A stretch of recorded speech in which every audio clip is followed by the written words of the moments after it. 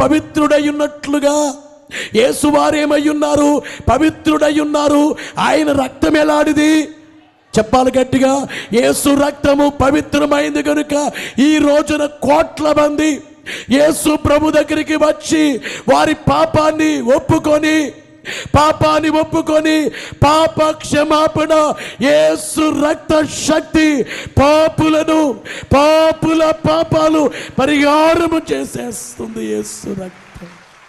నీ లోపల పాపం ఉన్నంత కాలము సమాధానము లేదు. నువ్వు డబ్బుందా? బంధువులు ఉన్నారా? ఆస్తులున్నాయా? ఐశ్వర్యాలున్నాయా? ఆలోచించుకో, తడిమి చూసుకో, గమనించుకో. నీకు శాంతి లేదు. కారణం ఏమిటంటే నీలో పాపం ఉంది. నువ్వు ఎప్పుడైతే సిలువ వేయబడిన యేసు వద్దకు, సిలువ చెంతకు వచ్చి నీ పాపాన్ని ఒప్పుకున్నావో, పాప క్షమాపణ కలుగగానే నువ్వు శాంతి పొందుతున్నావు.